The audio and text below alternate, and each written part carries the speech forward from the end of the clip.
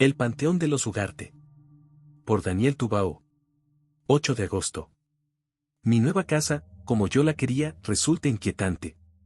Apenas es una variación, que he tenido que reconstruir en gran parte.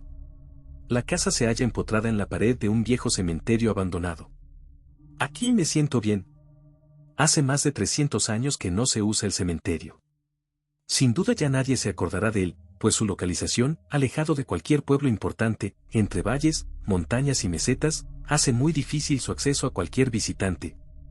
Me consta que este lugar sirvió, tiempo atrás, para cultos anticristianos, pues el cementerio y la casa misma están repletos de estatuas claramente satánicas. En cada esquina de la casa hay una estatua o gárgola. Estas imágenes son similares en todos sus detalles, excepto en el rostro, el resto lo componen un cuerpo alado, pero serpentino y sinuoso, unos pies cartilaginosos y una cola de pez. Algo así como el Satán que describiera el árabe Inadimen, Fidist. 17 de agosto. Hoy he hablado con el administrador. La casa ya es mía. He comenzado a indagar sobre el lugar y he descubierto que hace 3 siglos se desarrollaron en el cementerio siniestros alquelarres a la luz de la luna. La Inquisición intervino y numerosos brujos y hechiceras acabaron en la hoguera. Es realmente extraño. Pero he encontrado en varias bibliotecas libros que hablan de este lugar y donde se mencionan extraños pasadizos que recorren el cementerio y que llegan a lo que antes fuera una ciudad medieval que hoy se encuentra en ruinas. Tengo que visitarlas, pero no sé exactamente el lugar donde se encuentran. Si encontrara el pasadizo. 23 de agosto. Estoy obteniendo informes realmente sorprendentes. Hace 50 años alguien adquirió la casa en la que yo vivo ahora y, desde entonces, nunca se supo más de aquel inquilino. Desapareció. Incluso luego vinieron varias personas a buscarle. Sin resultado. Nada suyo fue jamás hallado, ni ropas, ni libros, nada. Como si nunca hubiera existido.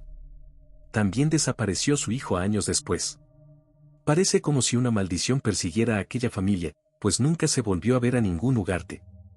Desde entonces, nadie se atreve a visitar estos parajes y cuentan los lugareños que las brujas todavía habitan en sus tumbas y que en las noches lunares asaltan a los desconocidos e intrépidos viajeros arrastrándoles a los negros abismos. Según esta teoría, los Ugarte fueron víctimas suyas. Naturalmente yo no creo en esas supercherías, aunque pienso que puede ser un buen tema para mi novela. 24 de agosto. El ambiente es realmente propicio para la inspiración. Pienso escribir una novela sobre la familia Ugarte. Será inquietante y sangriento. Justo lo que desean mis lectores. 3 de septiembre. La novela avanza rápidamente. Estoy convencido de que será un éxito. Mi retorno a los lugares de origen. Escribo de noche, en el cementerio. Confieso que siento miedo, mas eso es lo que pretendo. Cuanto más miedo sienta, más terrorífico resultará el libro. El día 26 fui a procurarme lectura a la ciudad. Llegada la noche y por avería del destartalado autobús que me deja de vuelta a 4 kilómetros del cementerio, me quedé a pasar la noche en la ciudad. Cuando, a la mañana siguiente, volví a mi casa, la encontré toda revuelta, mis papeles descolocados, los muebles en desorden y los utensilios desparramados por el suelo. Supongo que todo ha sido obra de un gato o animal similar que, aprovechando mi ausencia, se introdujo por una de las ventanas abiertas. 8 de septiembre. Hoy el día ha amanecido claro y soleado tras una noche fría y húmeda en la que la niebla impedía ver a más de 10 metros. 10 de septiembre. En estos últimos días vengo observando un curioso fenómeno. Cuando por la noche conecto mi radio de transistores sucede algo que me inquieta, la emisión desaparece a cortos intervalos de tiempo y, en su lugar, se oyen voces ininteligibles que susurran extraños cánticos cuya letra me es imposible descifrar. Esta tarde iré a la ciudad para comprar un magnetófono. Con él creo que podré grabar las voces y, de esta manera, intentar posteriormente descifrarlas. Podría tratarse simplemente de una emisora extranjera, ya que los cánticos me recuerdan vagamente las letanías musulmanas. Pero dudo que aquí se puedan captar emisoras tan lejanas cuando ya es difícil sintonizar las emisoras locales. 12 de septiembre. Ayer pasé la noche en vela intentando sintonizar los cánticos, pero sin resultado alguno. No oí nada anormal. Naturalmente preparé la grabación a micrófono abierto y con 2 cintas. Me acosté desalentado, pero esta mañana, al volver a pasar las cintas, me encontré con que los cánticos aparecen efectivamente grabados. Me resulta sorprendente porque ayer yo no escuché absolutamente nada. Rompo una lanza a favor de la psicofonía. 13 de septiembre. El cántico grabado es muy breve, pero como se repite una y otra vez, he podido descifrar al fin estos sonidos: jazz, tab, astur, astur, cz siaxbult, butlak cmn bulgut, astur. Sé que he leído en alguna parte algo muy parecido y, buscando en mis libros, he encontrado una plegaria muy similar. Dios mío. Es un canto universal, un canto destinado a extraños seres que, según parece, se recoge en el Necronomicon, de Abdul al-Azrel, libro de cuya autenticidad dudé, como otros muchos. Hasta que supe de la edición de Camilo Díaz en 1667 en gallego y de las menciones del libro por parte de meigas tan renombradas como María Sabina y Catuxa de Portela. Estoy trastornado. Acabaré creyendo en las potencias infernales.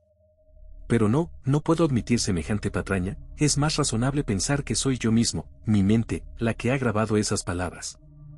Se sabe tan poco de la fuerza de la mente humana. Mañana es noche de luna llena. Pienso llegar hasta el fondo de este misterio. Hoy me acostaré pronto con el fin de poder mantenerme en vigilia la noche de mañana. 14 de septiembre. Anoche tuve una espantosa pesadilla. Soñé que alguien se acercaba a mi lecho, sentía su presencia y no podía verle. Se acostaba sobre mí, hundiéndome las costillas bajo su peso. Intenté moverme, pero no podía. Tampoco hablar. Ni, a pesar de mis esfuerzos, abrir los ojos. Estaba paralizado. Unas manos apretaban mi garganta y no podía respirar. Era como si la vida se me escapara mientras aquel se vertía sobre mi su fétido aliento. Entonces desperté. El libro que dejé sobre la mesilla de noche había desaparecido y, por más que he buscado y rebuscado, no he conseguido hallarlo.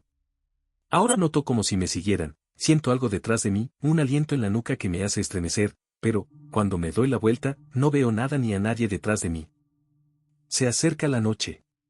15 de septiembre. Ayer pasé la noche en el cementerio. Llevé una linterna y abundante lectura. Descubrí, también, algo extraordinario, una serie de lápidas que se hallan todas en un mismo panteón y que nunca antes había visto. Todas llevan el apellido Ugarte. La primera corresponde a Juan Alonso de Ugarte y la fecha de nacimiento y del óbito son, respectivamente, 1562 y 1612. Justo al lado de esta lápida, en una gran cripta marmórea, puede leerse: descanse en la paz del profundo vástago de la creación Alonso Martín de Ugarte, nacido en 1610. No figura la fecha de la muerte.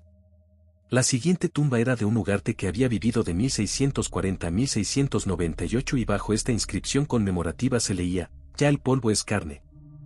Pasó la tercera generación de las potencias oscuras y ninguna descansará. Me hallaba reclinado sobre la siguiente tumba cuando a mis oídos llegaron grotescos sonidos al tiempo que la tierra de ésta se removió y un viento frío, procedente de la fosa, bañó mi rostro. No sucedió nada más. No escuché ni vi nada en toda la noche porque allí, sobre la tumba, fui vencido por el sueño. 17 de septiembre. Ayer no pude escribir mi diario debido a la alta excitación que me dominaba. Las pesadillas no me dejan un momento de tranquilidad. Sé que ya alguien me vigila y sigue mis pasos. Recuerdo que intenté abandonar el cementerio y volver a la ciudad, pero no pude. Aunque lo deseaba con toda mi alma, me era imposible. Estaba atado y no podía escapar. 23 de septiembre. Ayer vi su figura. No sé ya si en sueños o en la realidad. Estaba de nuevo sobre mí. Sus manos, si pueden llamarse manos a aquello, eran viscosas, goteantes, se derramaban sobre mi rostro como gelatina, se introducían en mi boca, corrían por mi garganta. Quise vomitar pero no pude. Mi estómago daba saltos intentando expulsar aquello de mi cuerpo. Y de pronto, aquello se fue. Me incorporé del lecho y comprobé, como me temía, que nada tangible o visible se encontraba en la habitación. Me dirigí hacia un espejo y observé que mi rostro no estaba manchado por la gelatina. No obstante, sentía en todo mi cuerpo la asfixiante sensación de aquel repugnante ser. Todo él permanecía en mí. 29 de septiembre. Hoy, en el cementerio, algo me agarró del brazo y, aunque no vi qué cosa pudiera ser, sentí su contacto. Me atenazaba arrastrándome hacia un lugar preciso, el Panteón de los Ugarte. Déjame, déjame. Grité enloquecido, suéltame. Vete. Oh, Dios mío, ayúdame. Pero, aquello, no me soltaba y ni siquiera mis frenéticos rezos a un Dios en el que nunca creí sirvieron para alejarlo. Me arrastraba, me atenazaba, vertía su aliento sobre mí, pero yo no conseguía verlo, solo sentía horror y asco. Por fin, junto a una de las tumbas de los Ugarte, me soltó. Huí desesperado y me refugié en mi habitación. Estoy perdido. Me tienen atrapado. 3 de octubre. He de luchar contra ellos. Hoy es noche de luna llena. Llevo crucifijos y un libro de salmos y creo, además, que sé dónde se encuentra el pasadizo. 4 de octubre. Es horrible. Estoy perdido.